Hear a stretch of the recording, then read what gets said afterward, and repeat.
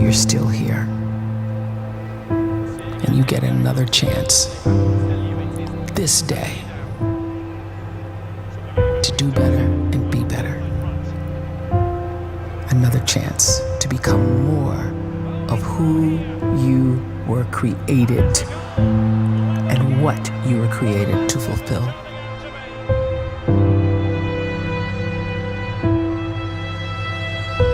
Everyone in the world is capable of living outside the role or beyond the roles that they place themselves in, no matter what it is.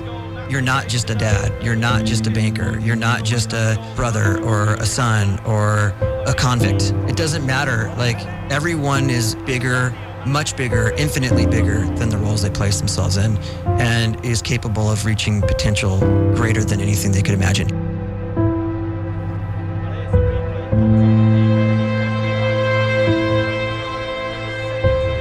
You can live the life you desire. It's right there in front of you. But in order to achieve it, you must first see it, then believe it, and then you must graciously ask and train your brain to help you execute your vision.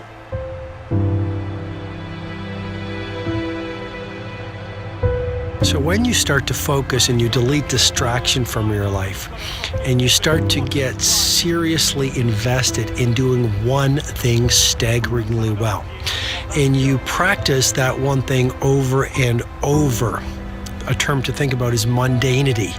You do one simple, seemingly insignificant thing every day around your main skill, and it's very mundane, but small daily improvements over time lead to world-class results.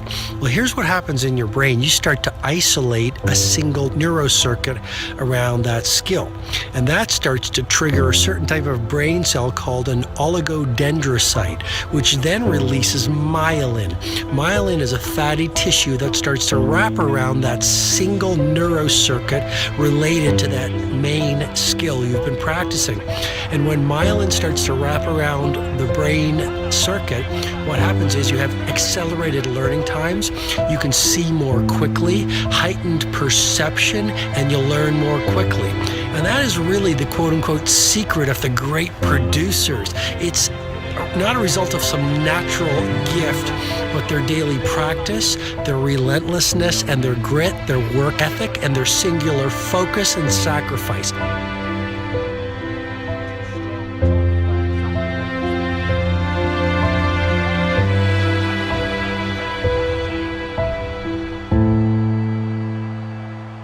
A great life is built not by revolution. A great life is built by evolution. Small and steady wins the race. What you do every day is far more important than what you do once every decade. I want you to really think about that idea. What you do every day is simply your life in miniature. And as you live every single day, so you're crafting your life. What you do over the next hours is really building your future. And if you can just get every single pocket of 24 hours right as best as we humanly can, the rest of our life is going to take care of itself. So small wins matter. The scripture says we will eat the fruit of our words. You are planting seeds when you talk. At some point, you're going to eat that fruit. My challenge is make sure you're planting the right kind of seeds. If you want apples, you have to sow apple seeds. If you want oranges, you can't plant cactus seeds, poison ivy seeds, mushroom seeds. You're going to reap fruit from the exact seeds that you've been sowing. In other words, you can't talk negative and expect to live a positive life. You can't talk defeat and expect to have victory. You can't talk lack, not enough, can't afford it, never get ahead, and expect to have abundance. If you have a poor mouth, you're going to have a poor life. If you don't like what you're seeing, start sowing some different seeds.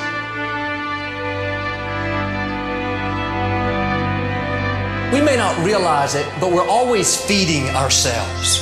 What we watch, listen to, the people we're around, the thoughts we're dwelling on, that's feeding our inner man. If you go to lunch with people that talk bad about the boss, make fun of a coworker, put down a friend. They're feeding you gossip, feeding you jealousy, feeding you disrespect. Here's the key. Whatever you feed is going to grow. You may not like what they're feeding you. You're a nice person, but if you continue to hang around them, before long, you'll be gossiping, you'll be critical, you'll be disrespectful. Why? Because you kept feeding the wrong things. If you're always feeding negative thoughts, thinking, I'll never get well, I'll never meet the right person, you're feeding doubt, feeding mediocrity, feeding fear. If you know exactly what you want to be, you need to spend as much time with people that are actually that already.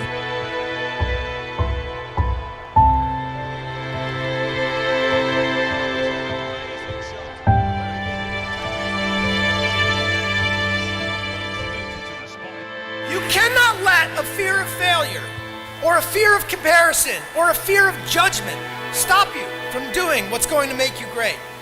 You cannot succeed without this risk of failure. You cannot have a voice without the risk of criticism.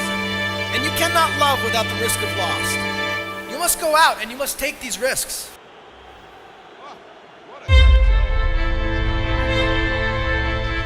You don't have the time to waste time, because time doesn't wait till you discover your purpose.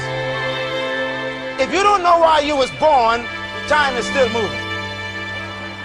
And if you discover your purpose at 90 years old, it's too late.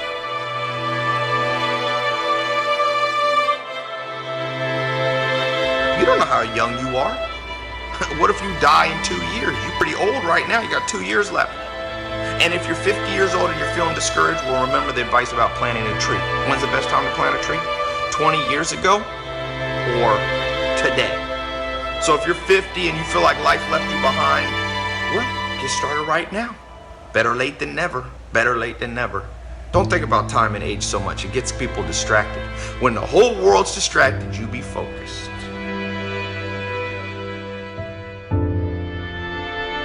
You have to trust your own voice, your own ideas, your honesty, your vulnerability, and through this you will find your way. You do not have to be fearless. Just don't let fear stop you. Live like this as best you can, and I guarantee you will look back on a life well lived. You are capable of greatness in your profession, and more importantly, in your quality of self. Stay hungry. Stay young at heart. Take those risks. You are going to change the world around you in big ways and in small.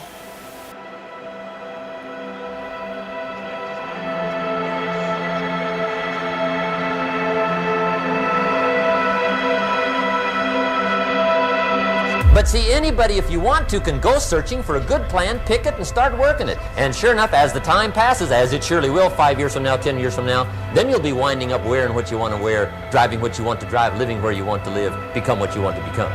But now's the time to fix the next 10 years. And who can? Anybody.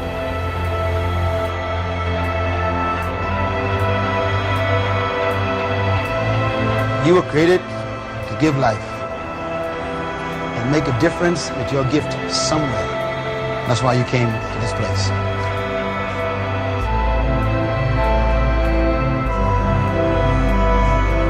You want to improve? You want to get better? You want to get on a workout program or a clean diet? You want to start a business?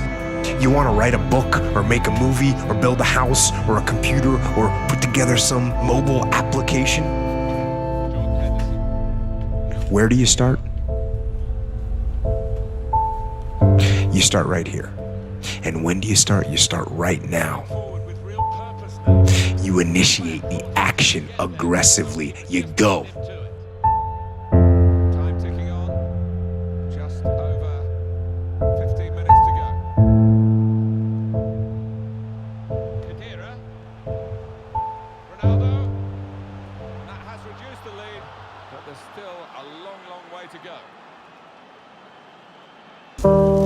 Let me speak to that person that feels like they lost their worth or their value. This is a dollar bill. Now, if I go to the store and there's something for 90 cents, can I buy it with this dollar bill? Okay, all right. So if I go to the store and there's something for 85 cents and after tax, it ends up being 96 cents, can I buy it with this dollar bill? Okay, all right. So what if I ball the dollar bill up? Think about it now. Like, I just balled the dollar bill up, like, so it can't be worth $1 now. It's probably worth like 95 cents, right? How much you think it's worth? $1. Listen, y'all gotta pay attention. I just balled it up, so clearly it's not worth $1 anymore. All right, so maybe, what if I step on it? What if I stomp it? I just stomped it. How much is it worth now? Maybe 65 cents, 68 cents? It's still worth $1? Okay, what if I ball it up? What if I stomp on it and then I put it in the trash can and it's in here with some trash and it's around some beer and some gum and a bunch of other nasty stuff and some guy off the street pulls the dollar out, unfolds it. How much is it worth now? Maybe 82 cents? And come on, at least 92 cents? It's okay, all right, so what if I ball it up? What if I step on it? What if I put it in trash and then, watch this, I tear it in half? Think about it now, right? How much is it worth now? $1? I could tape it? Whoa. Shh. Wait. Wait a second. I just balled it up. I just stepped on it. I put it in trash. I pulled it out. Then I tore it in half. And you mean to tell me I can pick the dollar up, I can wipe it off, and I can put some tape around it, and it's still worth $1?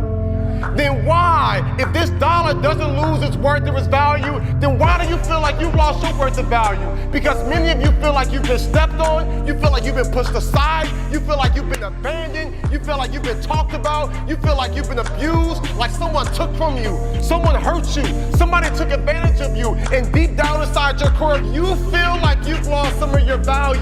And I am here to tell you today that this dollar still has worth and value, because there are some men years ago who put value over this life and said that no matter what happens to it, it can still be taped back together, it can still be wiped off. And I am here to tell you that you were created and you're born and you're here and you have life and you have purpose and you have value. And though you've gone through some hard times and though you've experienced some depression and you might be wanting to hurt yourself and you might want to give up, I am here to tell you still got worth and value. And there is nothing that can happen that can take your worth and your value away.